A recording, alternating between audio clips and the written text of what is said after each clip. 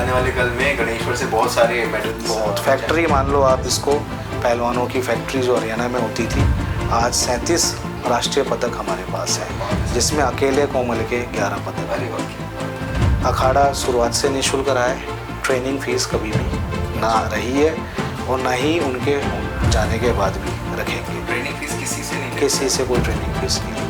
तो 88.4 FM धड़क के डिजिटल पेज से मैं आरजे शान आपके साथ। और अपने शेखावाटी में एजुकेशन को तो बड़ा बोलबाला है, एक से एक IITians और नीट में ऑल इंडिया 1 जो है हमारे शेखावाटी से हमें मिलता है। और ऐसे ही हमारे शेखावाटी से सिर्फ एजुकेशन ही नहीं, साथ ही साथ ऐसे ऐसे स्पोर्ट्समैन भी हमें मिल रहे हैं जो आगे जाके खेलो इंडिया जैसे प्रोजेक्ट्स में टाइटल्स जीत रहे हैं, बहुत सारी चैंपियनशिप जीत रहे हैं। और सबसे अच्छी बात यह है कि शेखावाटी में भी गणेश्वर जैसे गांव में, नीमका थाना का हमारा गणेश्वर जो कि बहुत ही प्रसिद्ध है, अपने कल्चर के लिए बहुत प्रसिद्ध है, गणेश्वर के मंदिर के लिए बहुत प्रसिद्ध है। और वहाँ से एक ऐसी रेसलर हमें मिली है जिनका नाम तो है कोमल, लेकिन इन्होंने बड़े ही कुशलता से मैं कहूँगा कुश्ती करी है और बिल्कुल भी कोमल नहीं रही हैं, क्योंकि बहुत सारे टाइटल्स इन्होंने जीते हैं, बहुत सारे चैंपियंस को इन्होंने हराया है और पटक पटक के उनको धोया है कुश्ती में। हमारे साथ है स्टूडियो में कोमल वर्मा, जिन्होंने अभी recently under 17 Palwal Haryana championship जीती है। सो हरियाणा जिसको कुश्ती का गढ़ कहा जाता है, वहाँ पर हरियाणा के कुश्तीबाजों को हरा कर कोमल हमारे साथ स्टूडियो में यहाँ बैठी है। और खेलो इंडिया बिहार में भी ये टाइटल जीत चुकी हैं और अभी आने वाले वर्ल्ड चैंपियनशिप एथेंस में इनका चयन हुआ है और 3rd youth Asian games Bahrain में भी ये अब आने वाली है, इनका चयन उसमें हुआ है। और इनका सपना है कि इंडिया के लिए गोल्ड लेकर आ सके ओलंपिक्स में, तो 2028 में जो होने जा रहा है ना कोमल। तो कैसी हो यार, पहले तो आप मुझे बताओ। इतनी कोमल आप बात तो इतना हल्के हल्के से करती हो, सॉफ्ट से। कोमल वर्मा आपका नाम तो सब अब हरियाणा और पूरे इंडिया में गूंज रहा है। उसके अलावा कुछ आप बताओ, आपने कब से कुश्ती लड़ना शुरू किया आपने? मैं 12 साल की थी तब से। 12 साल से। तो किस चीज़ ने आपको इंस्पायर किया कि आप कुश्ती खेलेंगी? मतलब नहीं, सामने घर के पास में अखाड़ा था तो वहाँ पे फिर प्रैक्टिस करते थे बच्चे, तो फिर मेरा भी मन किया तो फिर मैंने भी देखकर आपका मन किया वहाँ पे अखाड़ा है। और फिर घर पे अच्छा आपको कौन कौन है वैसे? घर पे कितना सपोर्ट था घर से? घर से नहीं, अखाड़े में गुरुजी का फुल सपोर्ट था और उनके परिवार वालों से। जी, और मैं आपको बताना चाहूँगा कि जो अखाड़ा है सरजी अखाड़ा हमारे गणेश्वर में ही बहुत ही प्रसिद्ध है और अभी हाल ही में शुरू हुआ है सन 2018 में, और मात्र 6 साल में ही इतनी अच्छी बढ़िया ट्रेनिंग इन्होंने दी है कि देखिए हमारे साथ अब होपफुली ओलंपिक गोल्ड मेडलिस्ट बैठे हैं यहाँ पर। तो हमारे साथ है स्टूडियो में अंकित तंवर जी, जो कि मैनेजर हैं अखाड़े के।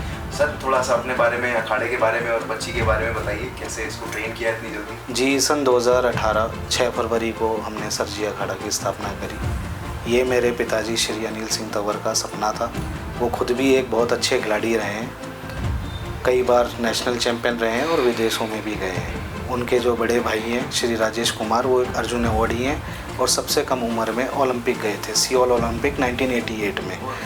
तो ये लोग पहले गुरु हनुमान अखाड़े में ट्रेनिंग करते थे। जो बड़े पापा हैं वो तो चीफ कोच भी रहे हैं, लेकिन किसी कारणवश जो 90 से 96 में अखाड़ा चला वो बंद हुआ। यही गणेश्वर में? जी, गणेश्वर में ही चला था। ये कुंड के, गालव कुंड के ऊपर चलता था, जिसमें 40-50 लोग नौकरी में भी लगे हैं उस टाइम पे, और उस टाइम पे भी बहुत बोलबाला था। तो वो जो उनका अधूरा सपना था, वो नौकरी करते करते हम दोनों भाई, मेरा एक छोटा भाई भी है, ये कहते थे मेरा जो सपना है ओलंपिक मेडल दिलवाना, खुद तो ले नहीं पाया लेकिन मैं किसी को तैयार करूं और आगे जाके अपने गांव, अपने राजस्थान का नाम रोशन करूं। तो सन 2018 में 19 CISF से VRS लेके सरजी अखाड़ा की स्थापना करी और उसी टाइम से 3 महीने के बाद से हमारे नेशनल मेडल आने लगे। पहला मेडल अंडर 15 में आया, फिर ये कोमल है, ये रांची के अंदर अंडर 15 में गई थी 2021 में, जिसमें मैं, मेरी वाइफ गई थी और उसमें ये सेकंड आई थी, रजत पदक इसने प्राप्त किया था। उसके बाद से आज 2025 तक इसने कभी पीछे मुड़ के नहीं देखा, हर बार ये नेशनल खिताब जीत रही थी। तो 2021 में जब इन्होंने पदक जीता हुआ अंडर 15 वाला, जी अंडर, उस समय तो बहुत शुरू ही किया हुआ इन्होंने। बिल्कुल, 13 साल की ये लड़की थी, 13 साल में आई थी। हाँ, तो 1 साल के अंदर ही अंदर इन्होंने जी, ब्रजभूषण जी का भी बहुत शुरुआत उस टूर्नामेंट में ब्रजभूषण जी आए थे और राजस्थान के 3 पदक आए थे, वो तीनों पदक हमारे ही अखाड़े के थे। बहुत जी, राकेश सोलंकी, खुशबू जिसका नाम योगिता कंवर और कोमल, ये तीनों ने पदक प्राप्त किया था अंडर 15 राष्ट्रीय चैंपियनशिप के अंदर रांची में। उसके बाद इसका रोहतक, बहादुरगढ़, खेलो इंडिया चेन्नई, खेलो इंडिया पटना सब में इसके मेडल आते रहे, लेकिन कहीं ना कहीं चूक हो रही थी जो विदेश नहीं जा पा रही थी ये अंत, क्योंकि हर पहलवान का और एक उसके कोच का ये सपना होता है कि उसका खिलाड़ी अंतर्राष्ट्रीय लेवल पे भारत का झंडा को ऊंचा करे। आज ये मौका हमें मिला। 7 जुलाई को ये ट्रायल इंदिरा गांधी स्टेडियम दिल्ली के अंदर आयोजित की गई थी WFI ने, जिसमें पलवल के अंदर जो रैंक होल्डर्स थे उनको उन्होंने इनवाइट किया था और अपने अपने वेट कैटेगरी में 10 वजन थे। 10 वजन महिला वजनों में 49 kg में इसका चयन एथेंस ग्रीस के लिए हुआ। यह भारत का प्रतिनिधित्व 27 से 3 अगस्त 27 से 3 अगस्त जी 27 जुलाई से 3 अगस्त को ये भारत का प्रतिनिधित्व करेगी और पूरी उम्मीद है कि वहाँ पर भी ये गोल्ड लाएगी। बिल्कुल 100% ये है। तो सर इनकी ट्रेनिंग्स की भी मैं बात करना चाहूँगा और इन जनरल आपके अखाड़े में जैसे पहले तो कितने लोग जुड़े हैं, कितने बच्चे जुड़े हैं? जी अखाड़े में तो जब से खुला अभी तक 720 पहलवान सेवाएं दे चुके हैं और कुछ लोग नौकरी लग गए हैं, कुछ अपने अपने कैंपों में चले जाते हैं और कुछ जिनके बस की होती है वो रहते हैं, कुछ चले जाते हैं।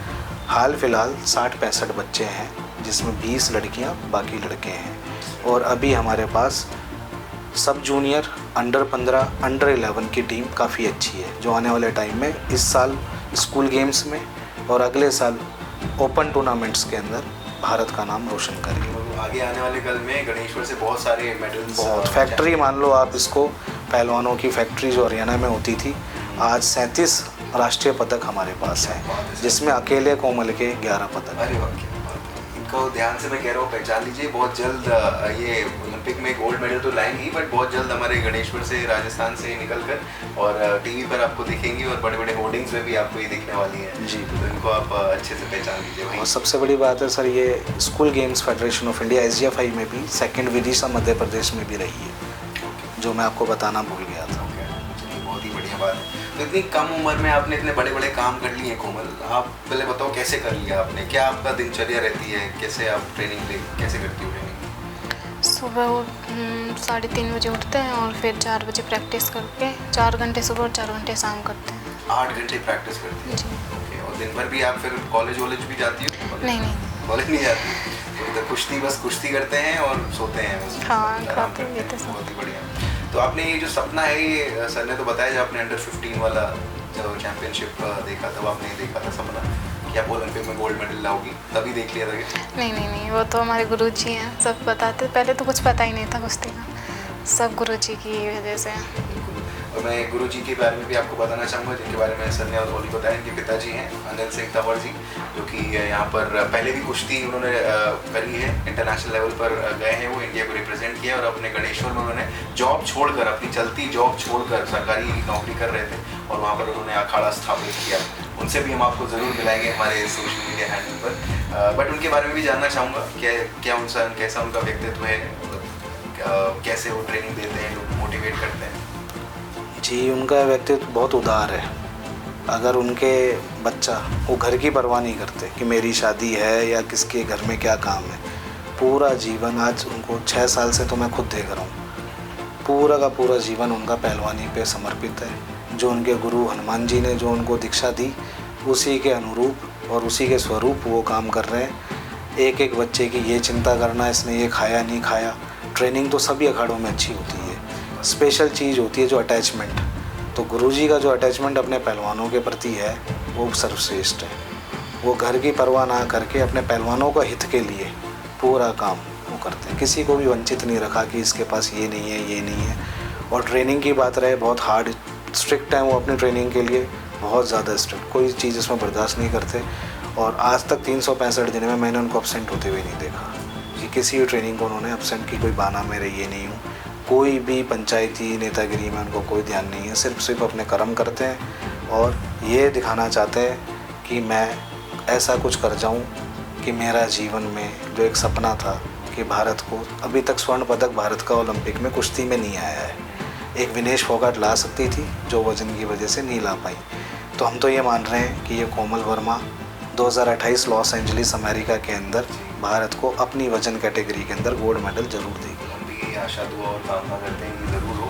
हमें भी याद रहे कि यार हमने आपका इंटरव्यू लिया था और दोबारा फिर आप जब इंटरव्यू लें तो आपके गले में गोल्ड मेडल हो, है ना, स्वर्ण पदक हो आपके गले में। सर मैंने स्वभाव के बारे में, व्यक्तित्व के बारे में पूछा सर जी के, क्योंकि आप ये जो अखाड़ा चला रहे हैं, निःशुल्क अखाड़ा आप चला रहे हैं। जी, ये निःशुल्क। बताया नहीं आपने, इसके बारे में बताएं थोड़ा हाँ, सा। इसके बारे में ये है कि सर जिस दिन से उनने खोला था तो वो बच्चों को प्रतिदिन केले, दाल, वहाँ से शुरुआत हुई। धीरे धीरे हमारी स्थिति भी ठीक होती रही। 8 से 10 बच्चों को हम फुली फंड करते हैं। बाकी के लोग हैं, उनके पेरेंट्स नौकरी में हैं, किसी के टीचर्स हैं, किसी के एडमिनिस्ट्रेशन में हैं, वो अपने बच्चों का वहन खुद करते हैं। बाकी 8 से 10 जो बच्चे हैं वो हमारी देखरेख में हैं। अखाड़ा शुरुआत से निःशुल्क रहा है, ट्रेनिंग फ़ीस कभी भी ना रही है और ना ही उनके जाने के बाद भी रखेंगे। ट्रेनिंग फीस किसी से नहीं लेते किसी हैं? से कोई ट्रेनिंग फ़ीस नहीं ली है। फिर भी आप जैसे, क्योंकि कुश्ती कर रहे हैं, रेसलर्स की अच्छी खासी डाइट मेंटेन करनी होती है, तो बताएंगे आप एक कुश्ती के लिए क्या क्या, मतलब रेसलर क्या डाइट फॉलो करता है, बता सकते हैं? रेसलर सर सबकी वेट कैटेगरी के हिसाब से होता है। 3 शैली होती हैं कुश्ती की, लाइट वेट, मिडल वेट और हैवी वेट। लाइट वेट के जो पहलवान होते हैं उनका खान पान बड़े वेट वालों से हल्का होता है। उसके अंदर बादाम पानी, जिसको ठंडाई वगैरह अपन मिला के, सारे ड्राई फ्रूट्स होते हैं उसके अंदर। फिर मुनक्का का पानी, जूस होते हैं पपीते का, मौसमी का। दलिया खिचड़ी का सेवन ज़्यादा करते हैं जिससे इनकी बॉडी का। मिर्च मसाला ये बिल्कुल नहीं खाते हैं। तली हुई चीज़ें ये बिल्कुल नहीं खाते हैं। इनका जीवन दही, छाछ इस पे आधारित रहता है। ठीक, टोटली देसी खाना होता है। जो नॉन वेजिटेरियन है वो नॉन वेजिटेरियन भी लेते हैं, वेजिटेरियन है वो वेजिटेरियन। कुल मिला के दाल, सब्जी, फल, फ्रूट इस पे आधारित रहती है। सर ये जो आपने वेजिटेरियन नॉन वेजिटेरियन की बात करी, तो कितना रोल प्ले, क्योंकि आगे इंटरनेशनल लेवल पे जब रेसलर से होता है, इनका सामना होता है, तो वो लोग तो non vegetarian, heavily non vegetarian खाते हैं, उसमें ज़्यादा मिलता भी है हमको पोषण, तो क्या ये कोई चैलेंज है? जी, चुनौती तो है सर, क्योंकि राजस्थान में ज़्यादातर वेजिटेरियंस हैं यहाँ पे। बिल्कुल बिल्कुल, सबसे बड़ा आज राजस्थान शाकाहारी राज्य है। इंडिया के अंदर नंबर 1 पे शाकाहारी राज्य है। ये चैलेंज है क्योंकि देखा जाए अखाड़ा स्थान होता है बालाजी का। पहले पूजा, जैसे हमारा दिनचर्या जो पहलवानों की शुरू होती है वो बालाजी की पूजा करना, गुरु की वंदना करना, उसके बाद उनका दिनचर्या चालू होती है। लेकिन हम इस चीज़ में बिल्कुल भी स्ट्रिक्ट नहीं है कि ये खाना चाहिए, ये नहीं खाना चाहिए। बात करूं, सारी लड़ाई है प्रोटीन इनटेक की। किसी भी मसल्स को अपन को ग्रो करवाना है तो प्रोटीन की आवश्यकता होती है। इजीली प्रोटीन नॉन वेज के अंदर जल्दी मिलता है। लेकिन पारिवारिक जो संस्कार होते हैं, बच्चे को अगर परिवार में माता पिता नहीं खाते तो उसका बच्चा भी इस लाइन पे चलता है, नहीं खाता है। लेकिन हम कभी भी खाने वाले को ही नहीं कहते मत खा, और जो नहीं खाता उसको ये नहीं कहते कि तू खा, क्योंकि ये ऐसी ऐसी मिसालें हैं। सुशील कुमार 2 बार के ओलंपिक मेडलिस्ट हैं, वो हार्डकोर शाकाहारी हैं। उनके ससुर साहब सतपाल जी जो बहुत बड़े पहलवान रहे हैं, महाबली सतपाल एशियन चैम्पियन, वो खुद शाकाहारी रहे हैं। गुरु हनुमान जी गुरु जो हमारे पिताजी के वो रहे हैं, शाकाहारी रहे हैं। लेकिन अगर टू बी फ्रैंक, हम तो नॉन वेजिटेरियन हैं। हम तो बॉडी डिपेंड भी करता है ना। हम नॉन वेजिटेरियन हैं। कोमल खाती है, लेकिन इससे नहीं है कि इसको ज़रूरी है कि लेना ही लेना है। बाकी अंडे वगैरह का इस्तेमाल करती है। चलिए सही है सर, ये बहुत इंपॉर्टेंट इन्फॉर्मेशन थी। एक स्टीरियोटाइप भी ब्रेक किया है, क्योंकि जो नॉन वेजिटेरियंस हैं उनको थोड़ा अलग तरह से भी देखते हैं, स्पेशली गणेश मठ जैसे जगह पे, तो उसमें है ना देखते ही हैं। और सर बहुत अच्छा लगा बात करके। हमें तो लग रहा है आपसे तो बात कर ही नहीं रही हो, आप तो कुछ और बताओ भाई। गाने वाने सुनती हो आप?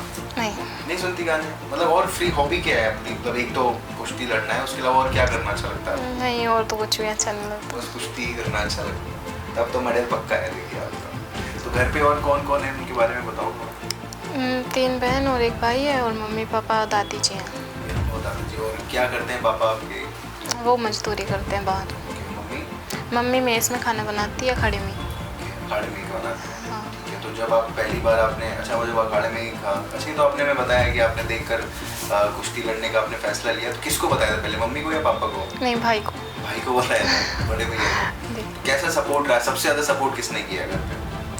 घर पे तो वैसे बोला कि जब तेरा मन है तो कर, स्टार्ट कर दिया सर। सही है, तो मैं बार बार कहता हूँ कि अगर घर से एक सपोर्ट मिल जाए, घर वाले कहते हैं जा बेटा कर ले जो करना है, तो फिर तो सब कुछ कर लेते हैं नहीं। और किसको मतलब किसको अच्छा, कोई ऐसा है जिसको नहीं, किसी ने मना किया था कि नहीं कुश्ती कहाँ करेगी, छोरी है कहाँ करेगी कुश्ती, ऐसे कोई था? नहीं, ऐसा तो कुछ नहीं था ना। ऐसा ही होना भी चाहिए, है ना।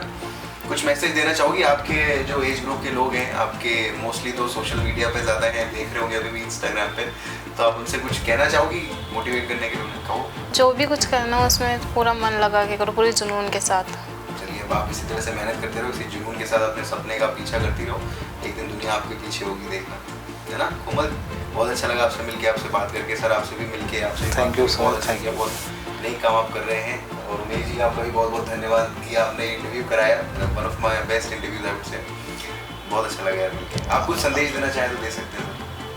यही है कि पढ़ाई के साथ साथ नियमित तौर पे खेल कूद में भी भाग लें। आज के टाइम में इतनी बिजी लाइफ में अपने शरीर का ध्यान ज़रूर दें, और ये मैं जो कहना चाहूँगा कि खेलों में भी कैरियर बहुत अच्छा है। जिस तरीके से नरेंद्र मोदी जी ने जो लाई है 2% की योजना, 65 से 70 विभाग के अंदर खेल कोटे में नौकरी मिलती है, तो जो भेड़ बकरी चाल है सब एक जगह इस कोचिंगों में जा रहे हैं, इसमें जा रहे हैं, ये खाली रह जाता है। इसमें एक तो नाम मिलता है, खेल के अंदर सम्मान मिलता है, पैसा भी खूब है। आप किसी भी क्षेत्र में क्रिकेटर को देखो, किसी अच्छे रेसलर को देखो, बॉक्सर को देखो, अच्छे अच्छे पुरस्कार मिल रहे हैं, पद्मश्री, अर्जुन अवार्ड, द्रोणाचार्य, और सबसे बड़ी बात है अपने इलाके का नाम होता है। आप स्वस्थ तो रहते, क्योंकि सबसे बड़ा धन स्वास्थ्य ही है, सबसे बड़ा धन स्वास्थ्य ही है। तो ये प्रधानमंत्री जी के जो खेलो इंडिया प्रोजेक्ट्स हैं, ये बहुत कारगर हैं। कालेश्वर जैसे छोटे से गांव में भी हमें एक नेशनल लेवल का प्लेयर मिल रहा है, जो आगे चल के ओलंपिक्स गोल्ड मेडलिस्ट होने वाला है। बहुत अच्छा लगा कोमल आपसे बात करके। Thank you so much. Thank you sir, आपका भी बहुत बहुत धन्यवाद।